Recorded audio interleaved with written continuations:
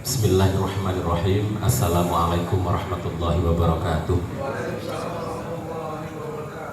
Alhamdulillahirabbil alamin. Allahumma shalli wa sallim ala sayyidina Muhammad. Amma ba'd.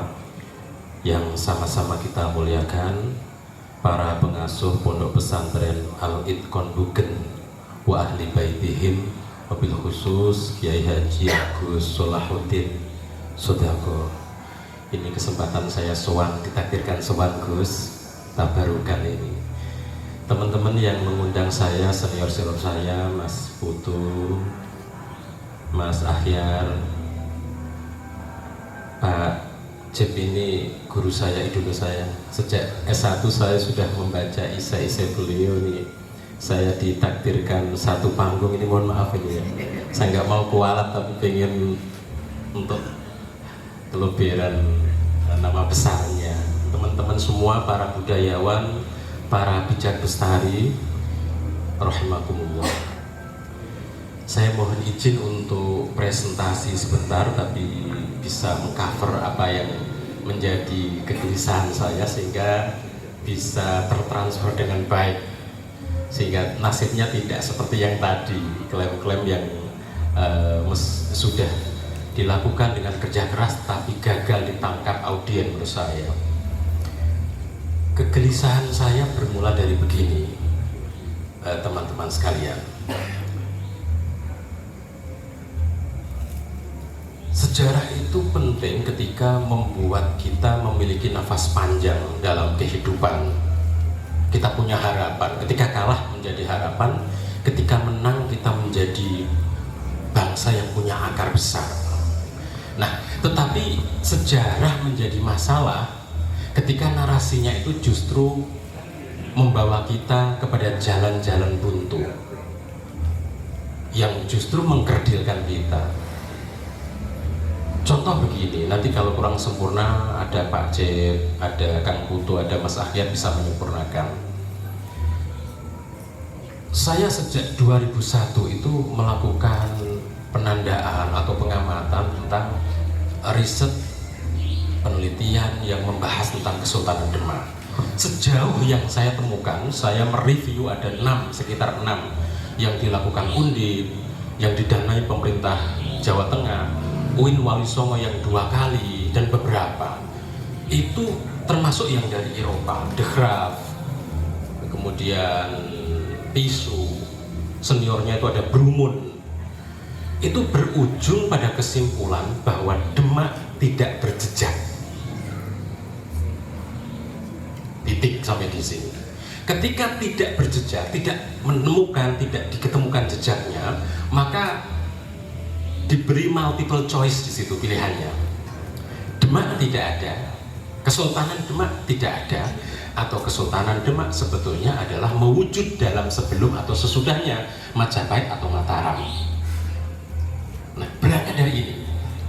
Nah, saya kemudian memberikan atau jejeri. Saya tidak membantah itu karena hasil dari kerja riset ya yang terhubung dengan banyak pengetahuan. Itu kalau membantahnya menurut saya tidak elok. Saya jejeri. Kalau di sana buntu, coba pakai alternatif ini. Itu yang saya lakukan. Oke, sampai di sini. Begini yang terjadi. Kenapa penelusuran Kesultanan Demak itu kesimpulannya tidak berjejak atau menemukan jalan buntu? Karena ada logika yang dibangun dan itu tidak logis. Ada kesimpulan-kesimpulan yang memang mengarahkan kepada kebuntuan.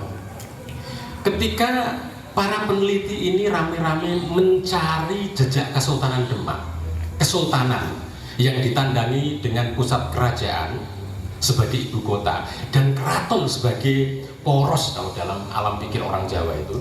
Jadi nagari itu ada porosnya bernama keraton, keraton ada porosnya lagi sebagai ratu, keraton, negara. Ketika ini yang dicari, kenapa data yang disuguhkan masjid nggak relate menurut saya, nanti bisa dicek. Kita bicara negara, bicara kesultanan, bicara kerajaan, kenapa masjid yang ditunjukkan? Sejak kapan membicarakan kerajaan kemudian disimplifikasi, disederhanakan berupa menjadi masjid sebagai penanda satu-satunya, sehingga para peneliti yang berjibaku bekerja melakukan kerja-kerja penelitian tidak berani bergeser agak jauh dalam hitungan radius meter dari titik bernama masjid. Ini pangkal dari logika yang fatal di sini. Kita mencari negara. Kenapa batasannya hanya meter? Kita bukan mencari lapangan sepak bola. Negara itu bayangkan kebutuhannya. Ada yang namanya ratu. Ratu ini dilindungi benteng. Benteng dilindungi pasukan. Pasukan butuh amunisi, butuh logistik. Ada yang namanya kerabat keraton. Ada pangkalan, ada industri, ada sumber daya makanan, belum lagi kebutuhan yang lain, ruang publik untuk ruang publik yang menjadikan pertemuan antara satu elemen dengan yang lain. Kebutuhannya sangat banyak. Sampai di sini fatalnya kita membicarakan Kesultanan Demak, tapi alam pikir kita bawa ke sini menjadi Demak yang sudah menjadi distrik, yang wilayahnya jauh dari konsep pengetahuan yang bernama kesultanan atau kerajaan. Jadi negara direduksi menjadi kabupaten atau distrik. Ini konyol yang menurut saya ini sing marahi sopo itu. Kenapa sejak kapan kita mengeneralisir, menyempitkan pengertian negara hanya sebagai kumpulan beberapa RT? Ini kan fatal. Nah, setelah dikecilkan wilayah kajiannya, di situ dicari. Kesimpulannya tidak, jadi pencarian jejak Demak tidak berani bergeser dari Masjid Agung Demak dan alun-alun Kabupaten Demak. Bayangkan jejak negara hanya sebagai masjid. Betapa sederhananya melihat negara. Bayangkan ya, kalau 100 tahun, 200 tahun kemudian, misalnya kita berdoa tidak, Indonesia itu dicari titik tengahnya hanya sebagai kabupaten atau kecamatan. Bagaimana kita mendudukkan Indonesia itu? Titiknya di mana? Ada yang bilang di Papua. Benar apa enggak? Ya benar, bagian dari Indonesia. Ada yang bilang di Tugu Muda itu. Tugu Muda itu punjernya. Ada yang bilang di Monas. Ada yang bilang di Tugu Jogja itu. Tugu apa namanya, Mas? Tugu Golong Gilik Jogja itu misalnya, atau di Surabaya dan seterusnya.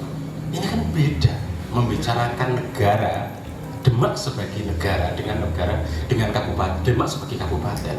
Nah, yang jadi masalah adalah para pengkaji kita membaca masa lalu dengan kesadaran hari ini. Yang terjadi adalah kebuntuan yang terulang-ulang, meskipun penelitinya berganti, masanya berubah, tetapi karena logika berpikirnya sama, maka yang terjadi adalah pengulangan sampai riset terakhir masih di seputar itu. Ini menurut saya harus didiskusikan ulang. Yang kedua, jangan lupa literatur lama kita membicarakan atau paling tidak menyiratkan bahwa dulu pada masanya, paling tidak hingga awal Kesultanan Demak eksis, Pulau Jawa ini terpisah dengan Pulau Muria. Dan ini kalau Bapak Ibu sekalian menyerap pengetahuan yang ada di Pantura, ya, terutama Pati, Kudus, Demak itu, maka ada cerita lama bahwa orang Muria kalau ke Gunung Kendeng itu naik perahu. Itu di desa saya begitu digambarkan. Kanjeng Sunan Kudus itu kalau ke Kanjeng Sunan Broto harus naik perahu dan ada pengemudi namanya juru tambang atau siapa. Ini sebetulnya mensiratkan bahwa saat itu Muria dengan Kendeng masih terpisah oleh selat atau bengawan atau sungai. Itu kenapa jejak Mataram yang di Sukolilo putus di Sukolilo, karena bisa jadi akses ke utaranya itu masih nyemek-nyemek kalau tidak bengawan besar. Dan hari ini masih terbaca Tanjang itu masjid yang mungkin lama pulang ke Pati itu kalau banjir ya tenggelam itu. Berapa kali gabus itu pengiriman kotak suara itu pakai perahu, terulang-ulang. Itu hari ini sepanjang Tanjang itu ke selatan, ke barat, ke timur itu kalau musim banjir, banjir itu saja, tenggelam itu saja. Dan itu Selat Muria agak nampak sekian persennya. Dan Selat Muria terakhir nampak itu ya ketika tahun 2014 atau berapa, ketika Kudus terputus, Juanya terputus, Tanjang itu sebelah selatannya Pati, arah Purwodadi itu Puara, Muria arah Jepara juga terputus. Itu Muria seakan-akan dikelilingi air. Itu baru saja tahun 2014. Sayangnya pencarian jejak Demak berada di titik terdalam dari bekas Selat Muria. Ini awalnya adalah karena membaca hari ini, membaca masa lalu dengan kesadaran hari ini, sehingga kita membayangkan Demak itu wilayahnya dibatasi dengan Kabupaten Grobogan, dengan Pati, dengan Kudus. Itu hari ini. Itu kalau kita lihat Demak masa lalu, Demak itu sparring partnernya dengan Portugis di Malaka. Jadi lawan tinjunya itu keren sekali. Itu dengan Portugis. Nah kalau hari ini digambarkan Demak itu bal-balannya dengan Kudus itu kelas RT itu mas. Itu gelutnya kelas RT gitu. Itu kan orang elok itu. Bangsa sebesar itu, tapi digambarkan pemain 17-an antar kampung gitu. Demak, saya bahkan mencoba melakukan kajian ulang. Demak bukan kalah begitu saja dengan Portugis di Malaka, tapi Demak berebut kuasa di Malaka. Lawan tandingnya adalah Portugis. Itu kenapa berkali-kali Demak tempur dengan Portugis di Malaka itu berkali-kali. Mental orang kalah sulit untuk menyerbu berkali-kali. Apakah ini sebetulnya adalah mengontrol? Itu menjadi kajian bersama. Kemudian peneliti Eropa juga mengakui sampai Raja Demak keempat, Kanjeng Sunan Prauto wafat, itu Raja Pasai masih berkirim surat ke Raja Jawa yang terima itu keturunan dari Demak, Ratu Kalinyamat. Nah, maka menggambarkan Demak sebetulnya adalah penguasa lautan pada saat itu. Dan siapa yang menguasai lautan, dia raja di daratan. Karena perjalanan dari barat ke timur itu mau tidak mau melewati selat kita di Malaka itu. Menjadi penjaga kawasan itu sudah kaya sekali. Demak penguasa maritim Nusantara saat itu. Itu kenapa partner sparringnya bangsa-bangsa asing yang mulai masuk ke kita. Sayang, sejauh ini itu fakta yang saya dapatkan. Fakta ini diabaikan. Demak hanya digambarkan menjadi pemain-pemain yang tidak penting di masyarakatnya sendiri. Itu kegelisahan saya, semoga bermanfaat. Wassalamualaikum warahmatullahi wabarakatuh. Waalaikumsalam warahmatullahi wabarakatuh. Tepuk tangan untuk Mas Adi Ramdan. Indonesia, merah darahku, putih tulangku, bersatu dalam semangatmu. Indonesia, debar jantungku, getar nadiku, berbau